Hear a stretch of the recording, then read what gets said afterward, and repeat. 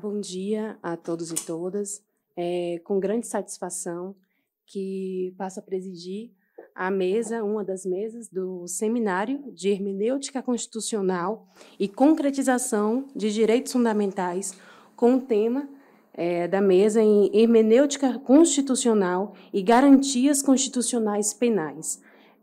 Agradecer e parabenizar a Escola Superior do Ministério Público, em nome do professor doutor Manuel Jorge e Silva Neto, idealizador deste evento e com debates enriquecedores, e cumprimentar também as vossas excelências que compõem a mesa, iniciar nossas exposições com a doutora Caroline Dias Gundineu, promotora de Justiça Militar, mestra em Direito Constitucional pela Universidade de Sevilha, na Espanha. Está com a palavra, doutora. Bom dia a todos.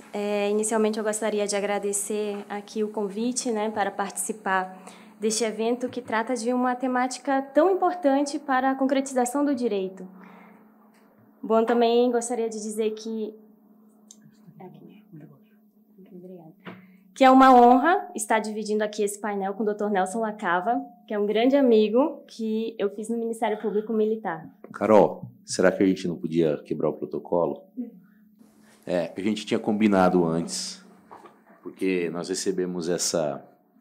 não é falta de educação, não, nem falta das formalidades da academia.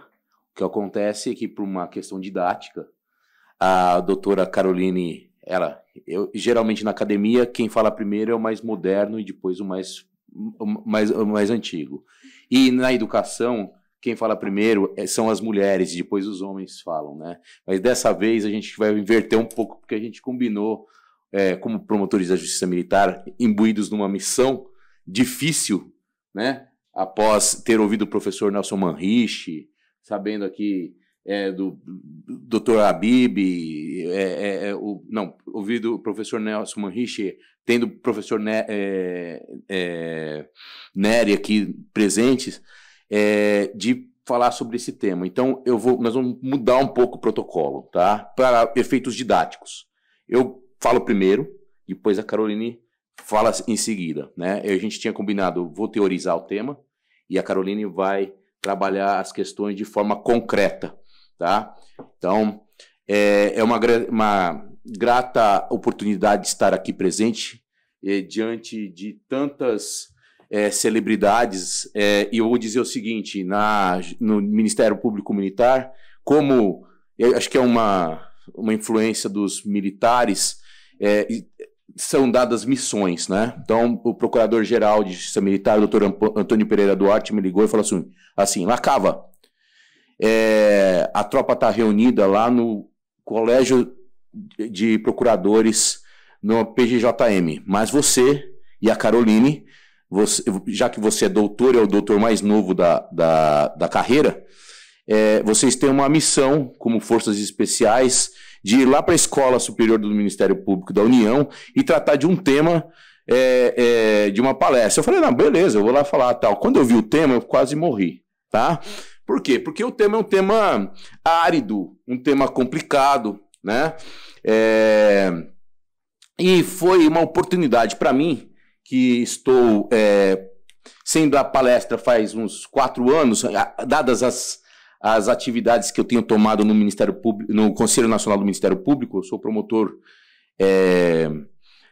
auxiliar na Comissão de Preservação da Autonomia do Ministério Público, e eu tenho acompanhado aí a doutora Patrícia Beck, que estava aqui presente e tal. A gente tem trabalhado muito com inteligência, contra inteligência, e a gente deve ser o máximo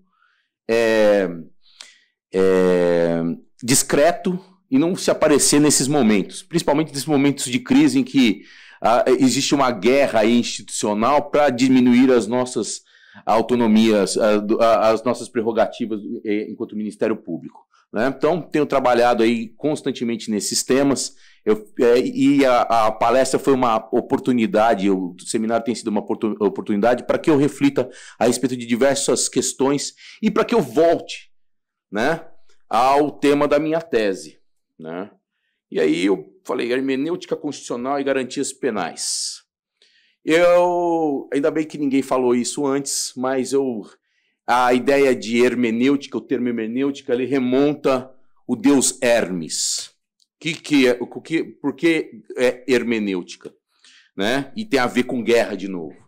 Os gregos, quando se colocavam diante dos seus adversários, as cidades-estados gregos eram diversas, né? Então você tinha Esparta, Atenas e outras cidades.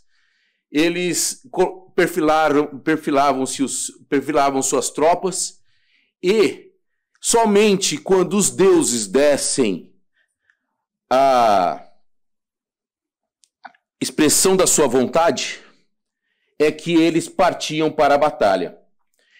E como é que a expressão da vontade dos deuses era realizada?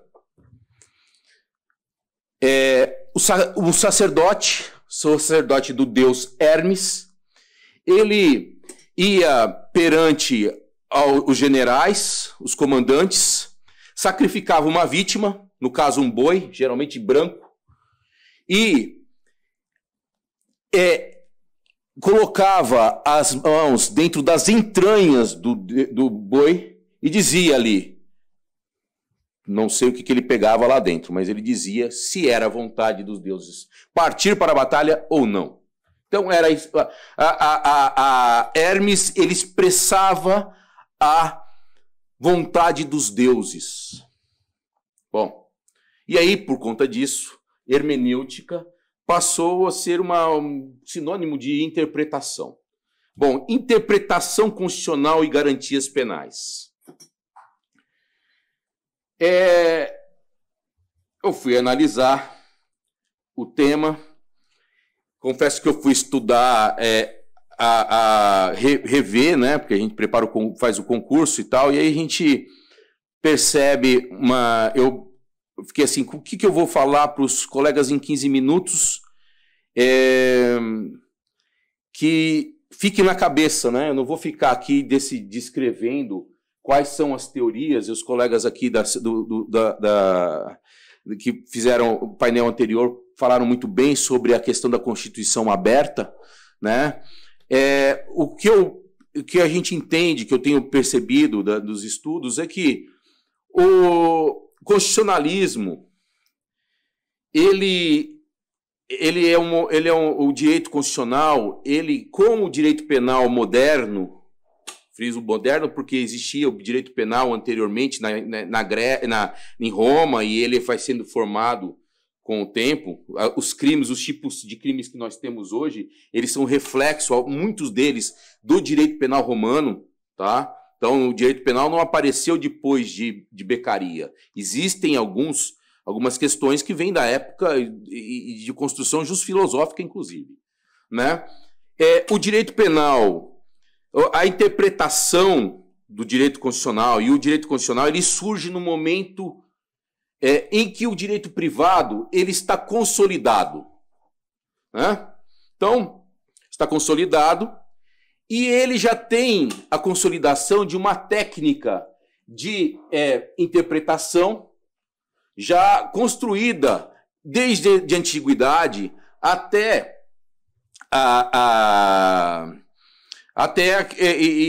partindo pela Idade Média, com influência do direito canônico, o direito bárbaro, e posteriormente, inclusive com filósofos racionalistas, né, do iluminismo, até chegar ao momento em que Savigny ele propõe aquela teoria e ele trabalha a interpretação de forma a sistematizar numa obra magnífica, né, sistematizar a interpretação do direito privado, que é um direito, vamos dizer, de sistema fechado.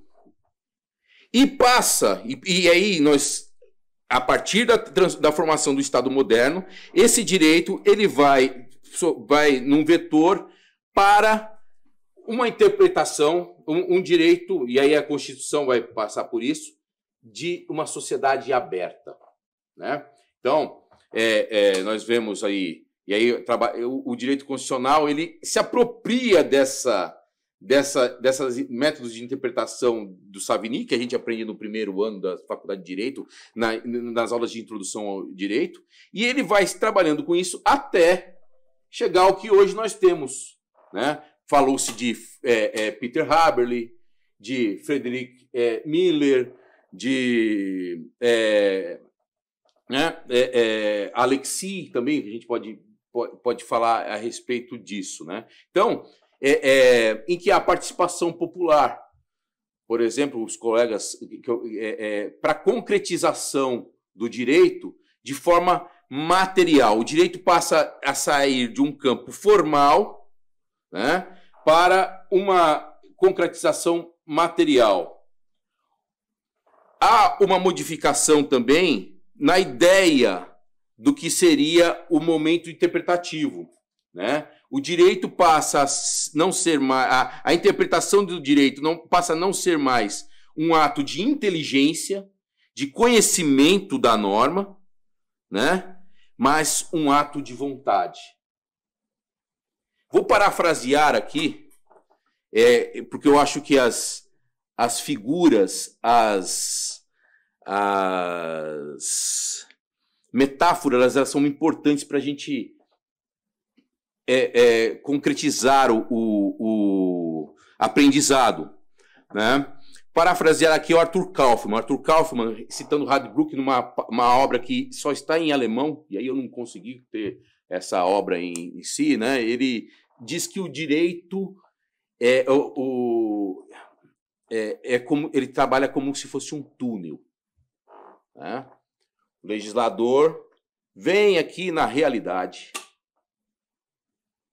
observa os valores sociais, observa os fatos, e ele, através de um procedimento, um processo formal, ele cria o texto normativo, né, que é direito.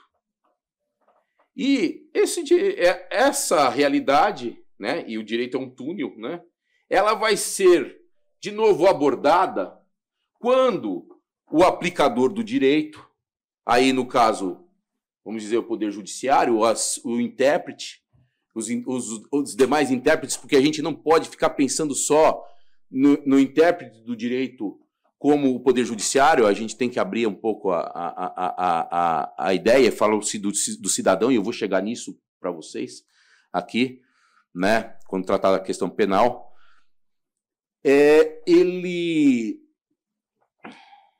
Como é que se diz? Ele vai à realidade de novo e aplica a norma no caso concreto. Tenho 5 minutos. Vamos lá, 15 minutos para falar a respeito desse assunto, né? Bom, o direito penal, ele sofre da mesma situação na Alemanha, tá? E aí é uma outra razão para eu agradecer aqui, porque eu estou fazendo a voz do pensamento jurídico dos meus orientadores e da escola que se formou lá na Faculdade de Direito do Largo São Francisco, lá na Universidade de São Paulo, de quem eu fui orientador, do meu professor Antônio Luiz Chaves Camargo, que faleceu, que eu acho que era colega do professor Nelson Ramanrich, e agora do professor Renato Melo de Jorge Silveira, que é muito seu amigo, o professor Nery, para dizer o seguinte, que o direito penal ele precisa, no Brasil, acompanhar essa nova forma, essa forma que o direito público e aí o direito constitucional apreendeu na Alemanha, que foi trazida para cá, como se faz na Alemanha. Na Alemanha hoje a gente falou-se de garantias penais, né? As garantias penais, elas em si, elas são reflexo do modelo de Estado, do início do Estado, desse fenômeno que é o Estado moderno, né? São garantias que são as garantias da legalidade, né? Então você vai ter lá a tipicidade, taxatividade, né? E que são de um sistema que são decorrências de apropriação da mesma ideia privatista de interpretação de Savigny, tá? Mas com o pós-guerra, e aí existe aqui a modificação, e a modificação no pensamento, né, dos penalistas, houve a imposição, a necessidade de que esse sistema se abrisse, principalmente em razão da fundamentação decorrente da necessidade imperiosa de se respeitar a dignidade humana. Não se admite um direito penal, e aí a gente diz que o direito penal é o direito que tem maior incidência sobre a liberdade e os direitos humanos do cidadão, né? Direito penal, falou-se muito em questão virtual, né? A gente tem diversos colegas que tratam de questões de crimes informáticos, mas é o direito penal que põe as pessoas na cadeia.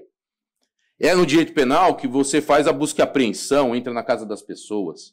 Então, esse direito penal é necessário que ele que ele trabalhe com mecanismos para abrir o sistema. Na Alemanha, e aí eu vou falar muito rapidamente, nós temos alguns mecanismos que a dogmática vem criando, né? A moderna teoria do bem jurídico é um exemplo, em que se concretiza a norma, você não se trabalha mais com o conceito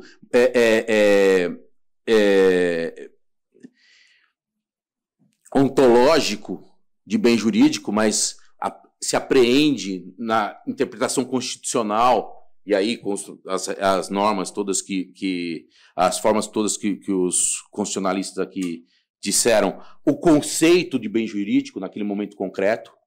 Nós temos ainda a teoria da imputação objetiva, que é uma tentativa de dizer o que é o risco permitido para determinada atividade. Não é nessa sociedade que chamam de sociedade em rede, sociedade da informação, modernidade reflexiva ou sociedade, e principalmente sociedade de risco, de acordo com o Ulrich Beck, né? E temos hoje em dia uma tendência, e eu trouxe o livro aqui, que inclusive eu sugeriria que a escola adquirisse e colocasse na biblioteca, de Jürgen Wolter e George Freund, né? O Sistema Integral do Direito Penal, tá? Em que se concebe o direito penal, o sistema criminal, como um elemento aberto a princípios de direito constitucional, processo penal e aplicação da pena. Partindo-se da concepção de que só é crime aquilo que tem necessidade e merece, aquele fato, aquela ação humana que tem necessidade e merecimento de pena. Afastando-se aquela ideia de o que é crime? Ação penal, ação típica, antijurídica e culpável, que é um conceito formal, tá? Que é o que nós aprendemos na faculdade. Então, ditas essas questões, eu teria muito mais coisa para falar sobre a Justiça Militar da União, inclusive, e dizer que lá na Alemanha, todas as questões criminais, elas são abordadas de forma... o juiz ele tem consigo 2 juízes leigos para que o juiz saia da Torre de Marfim e entenda a realidade do réu naquela situação em que ele está. Tá? Então, na ideia de agir comunicativo. E na nossa justiça militar nós temos essa situação também. Nós temos não é uma justiça de exceção, vejamos, né? Nós temos os juízes militares e o togado, os juízes militares, para dizerem a realidade daquela realidade na qual está inserido o réu geralmente militar na justiça militar. Né? O doutor Sérgio Adib foi defensor público, ele conhece na justiça militar, ele conhece essa realidade. Então, ditas essas palavras, eu queria dizer o seguinte, que o juiz, que o intérprete, a última mensagem minha, é que o intérprete ele deve estar no momento de aplicação da norma, de formação do direito, ele deve estar quanto mais próximo da realidade e da vida social, tá? Triste é o jurista, triste coisa é o jurista que é somente jurista. Então, precisamos aí, e aí uma reflexão para a carreira, para os magistrados, para os promotores, até para os advogados, que a gente deve, na ideia, enquanto a gente trabalha com o direito, tentar ser menos sacerdote dos deuses, mas ser mais representante da vontade do povo. É assim que termina a minha palestra e agradeço a oportunidade.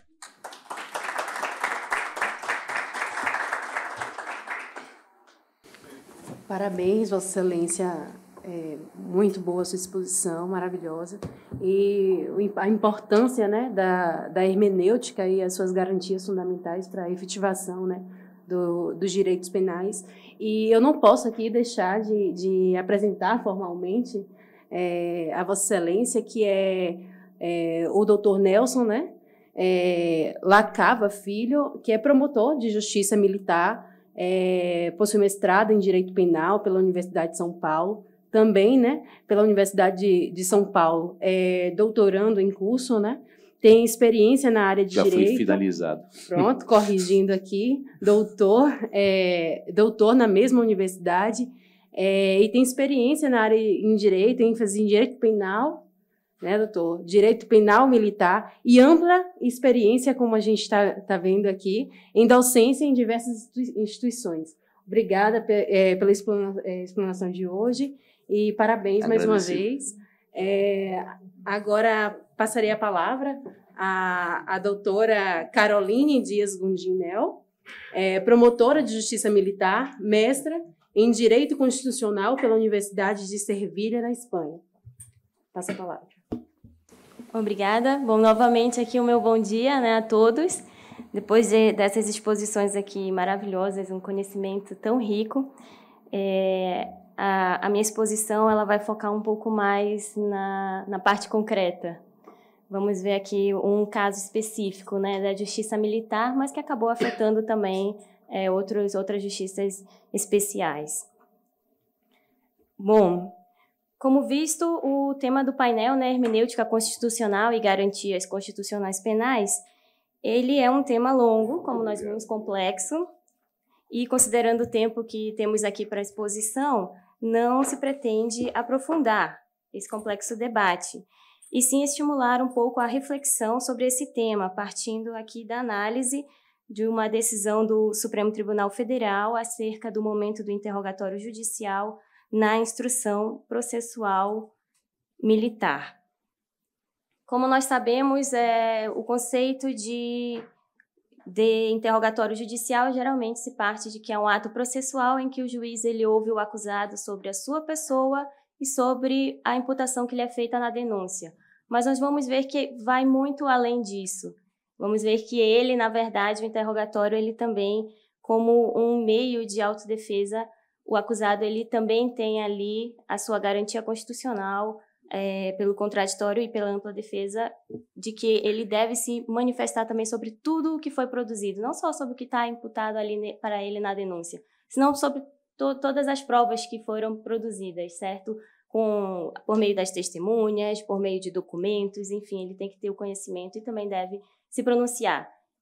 E nós nos perguntamos, então, qual é esse momento em que o juiz vai ouvir o acusado sobre tudo isso? Bom, nós temos que, até o ano de 2008, o sistema processual penal ele estava em uma harmonia. Por quê? Todas as leis que dispunham sobre isso sinalizavam que esse momento em que o juiz iria escutar o acusado seria no início da instrução processual. Porque justamente nós tínhamos aquela ideia anterior de que ele iria se manifestar sobre o que estava ali contido na denúncia e também dando ali umas informações sobre sua vida, enfim, que o juiz iria coletar. E isso era no início da instrução processual.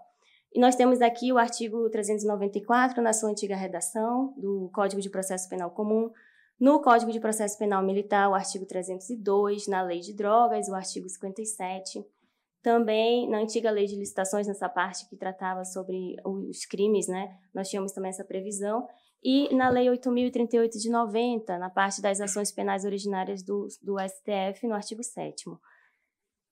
Em 2008, houve uma alteração no Código de Processo Penal Comum pela Lei 11.719 de 2008, que foi uma reforma que aconteceu no CPP. E, com isso, alterou-se o momento em que o juiz passaria a ouvir o acusado. Esse momento do interrogatório judicial passou para o final da instrução. Mas as outras leis que nós vimos não foram alteradas. E aí o Supremo Tribunal se deparou, claro, com essa questão.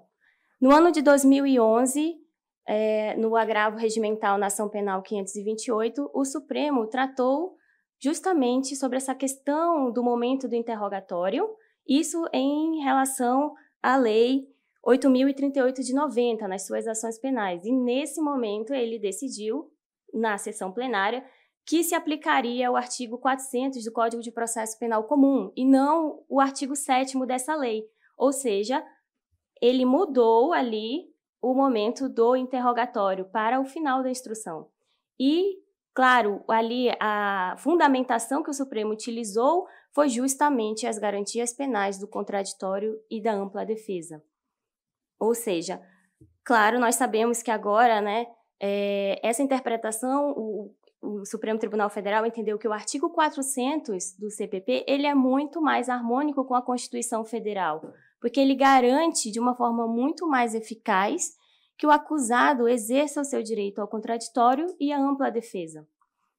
Ele terá ali, passando ali o interrogatório para o final da instrução criminal, o acusado ele poderá se manifestar sobre tudo o que foi produzido. Poderá, dessa forma, influenciar muito mais o convencimento do juiz.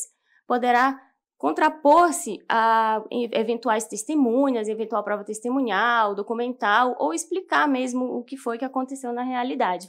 Então, essa mudança do momento do interrogatório, ela traz muito mais efetividade ali para o devido processo legal, para a dignidade da pessoa humana, ou seja, várias garantias constitucionais. Muito bem. E em relação ao Código de Processo Penal Militar? Bom, como eu disse, ele não foi alterado, então ainda permanecíamos fazendo a qualificação interrogatório do acusado ali no primeiro momento. Era oferecida a denúncia, o juiz recebia, e o primeiro ato logo em seguida era a qualificação interrogatório. Até o ano ali de 2016, isso era feito, né? Existia ali, na verdade, uma divergência entre as turmas do Supremo Tribunal Federal, sendo a primeira turma com o entendimento de que esse interrogatório na Justiça Militar deveria também ser feito ao final, e aplicando ali o artigo 400 do CPP. Acontece que o próprio Código de Processo Penal Militar já tinha uma disposição expressa sobre o momento e fixava que seria no início. Então, a segunda turma do STF entendia, pelo princípio da especialidade, que o momento, então, do interrogatório deveria, sim, ser no início, porque o Código de Processo Penal Militar é uma lei especial e não foi alterado. O que foi alterado foi uma lei geral, o CPP. Mas tudo mudou aqui no ano de 2016. Se em janeiro de 2016 os senhores me perguntassem qual é o momento do interrogatório na Justiça Militar, eu falaria isso, que seria no início, em razão do artigo 302 do CPPM. Mas se essa pergunta fosse feita já ali no segundo semestre, a resposta seria totalmente diferente. Se fizesse a mesma pergunta em julho de 2016, a resposta seria que seria ao final da instrução. E por que isso aconteceu? Houve ali uma alteração legislativa, então o houve uma alteração no Código de Processo Penal Militar para se adequar, ficar igual ao CPP comum? E a resposta simplesmente é não. Não houve nenhuma alteração legislativa. Houve um julgamento do habeas corpus 127.900. Nesse habeas corpus, que foi por sessão plenária, o STF ele fixou a seguinte orientação, que a norma inscrita no artigo 400 do Código de Processo Penal Comum aplica-se a partir da publicação da ata do presente julgamento aos processos penais militares, aos processos penais eleitorais e a todos os procedimentos penais regidos por legislação especial, incidindo somente naquelas ações penais cuja instrução não se tenha encerrado. Bom, a publicação dessa ata foi no dia 10 de março de 2016. A fundamentação também nessa decisão foi com base nas garantias constitucionais do contraditório e da ampla defesa, aquela mesma discussão, aquela mesma fundamentação que nós já tínhamos visto anteriormente. Só que nós temos aqui uma peculiaridade. Como nós vimos, era um HC, ou seja, um caso concreto. Inclusive, foi um caso lá do Amazonas sobre entorpecente por porte de entorpecente por soldados, que a DPU levou, né, por meio do habeas corpus para o Supremo essa questão, e uma das questões levantadas pela DPU, que é sempre bastante combatente ali, doutor, levou ao Supremo justamente essa questão do momento do interrogatório. A DPU, naquela oportunidade, queria que o processo ele fosse anulado e que voltasse, né, a fase para que aqueles acusados eles fossem reinterrogados. Era um caso em que já havia sentença sobre essa questão. Os acusados eles tinham sido condenados, já estavam em grau de recurso no STM, então eu me refiro aqui como sendo um caso que ganhou, mas não levou, porque como o Supremo fixou que essa orientação somente incidiria naquelas ações penais cuja instrução não havia encerrado, esse caso, como havia encerrado, eles acabaram não sendo beneficiados por essa nova interpretação do Supremo. Nós temos, então, um caso concreto, um habeas corpus, com um efeito erga omnes e sem uma edição posterior de súmula vinculante. Aqui nós estamos falando no ano de 2016, como eu disse. O interessante é que logo em seguida, já em maio daquele ano, o STM ele cancela a sua súmula número 15, certo? Que previa justamente que esse artigo 400 não seria de fato aplicado. Então o STM, depois dessa decisão do Supremo, ele vem e cancela a sua súmula e muda todo o procedimento na Justiça Militar da União. Isso nos leva aqui a refletir um pouco sobre essa questão dos precedentes judiciais vinculantes. Por quê? Ora, era um caso concreto. Em caso concreto, nós sabemos que a vinculação ali ela vai ser entre as partes, vai ser naquele caso. E como é que ele vinculou também a todas as outras, enfim, toda a legislação que tratava sobre essa matéria passou a ter que obedecer esse novo momento do interrogatório. Exatamente pela questão dos precedentes judiciais vinculantes. Nós percebemos que existe uma aproximação, já há décadas, entre as tradições jurídicas do Common Law e da Civil Law. E isso, principalmente, nós percebemos hoje em dia em razão da maior relevância que a jurisprudência ela tem assumido até nos sistemas que são de tradição Civil Law. Bom, nós temos também aqui que na tradição do Common Law se verifica a existência do chamado stare decisis, que determina que se deve respeitar a coisa decidida e não mexer no que está já estabelecido. Isso em razão justamente do sistema de precedentes que, claro, né, é característico desse tipo de tradição. E, por meio dos seus precedentes, a Common Law ela tem uma maior estabilidade, previsibilidade e integridade, né, do seu direito. Bom, por precedente, aqui, rapidamente, se entende, né, a utilização da ratio decidendi aplicável aos casos subsequentes em razão da identidade e similitude. Essa decisão, ela geralmente é tomada por pelo menos a maioria dos votos, ou unanimidade, sobre uma questão de direito. E como nós dissemos aqui, com isso nós temos uma segurança jurídica e uma previsibilidade das decisões judiciais. Isso é muito importante, porque, como nós vimos, 2 turmas do STF eles falavam uma linguagem diferente. A primeira falando que era o interrogatório final, a segunda turma falando que era no início. E essa questão ela se repete ainda nos dias de hoje, né, Nelson? A questão do desertor, com alguns entendendo que é uma condição de militar, é uma condição de prosseguibilidade, de procedibilidade, e a outra turma entendendo que não. Enfim, isso cria a chamada... aquele processo, uma jurisprudência um pouco lotérica, uma questão de um processo lotérico. Independendo de onde vai cair a sua causa, vai ter uma determinada decisão ou outra. Isso é extremamente prejudicial, principalmente se tratando de uma Corte Suprema. Bom, o que se percebe é que aquele habeas corpus, nós temos aqui já, a partir do ano de 2015, né, o Código de Processo Civil de 2015, ele vem trazendo, de uma forma bem genérica, essa questão dos precedentes. E nós, fazendo um cotejo aqui com o que aconteceu nesse habeas corpus, nós vemos que os juízes e os tribunais, de acordo com o artigo 927, eles devem observar. E aí, no inciso 5, tem a orientação do plenário ou do órgão especial aos quais estiverem vinculados. Os dois primeiros incisos, eles vão falar justamente de um efeito vinculante que nós já conhecemos, que seria do controle concentrado, que está previsto na Constituição, esse efeito vinculante erga omnes, e dos enunciados de súmula vinculante também. Por isso que eu me referi que não houve, inclusive, uma edição ali de uma súmula vinculante. Então, como é que uma decisão em habeas corpus poderia vincular toda a justiça, no caso, toda a justiça militar da União? E foi justamente por entender que esse precedente judicial, tratou-se, na verdade, de um precedente judicial, considerando essas características que esse habeas corpus, essa decisão em habeas corpus, ela apresentou, né? Uma orientação do plenário, portanto, aqui prevista no artigo 927.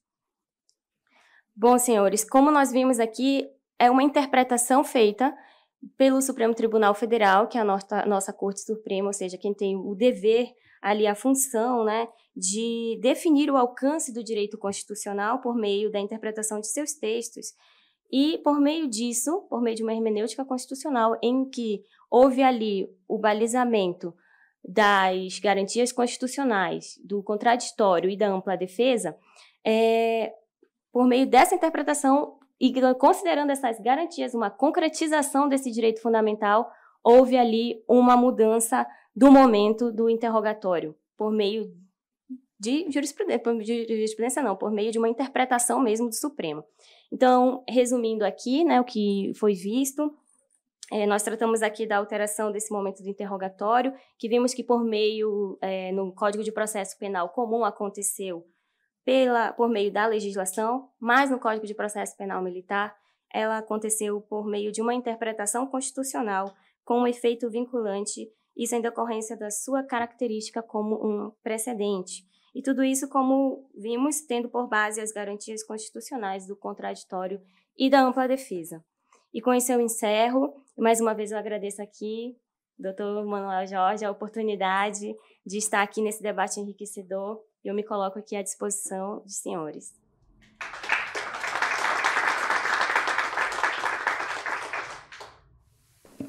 Parabéns, doutora, pela excelente explanação.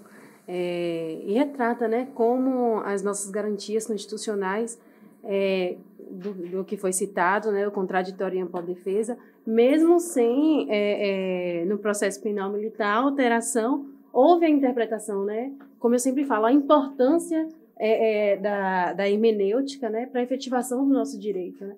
Que não precisa ser mudado para você efetivar um novo entendimento. Parabéns pela sua explanação muito clara. Foi um prazer conhecer as vossas excelências. E, com isso, declaro a mesa encerrada. Muito grata.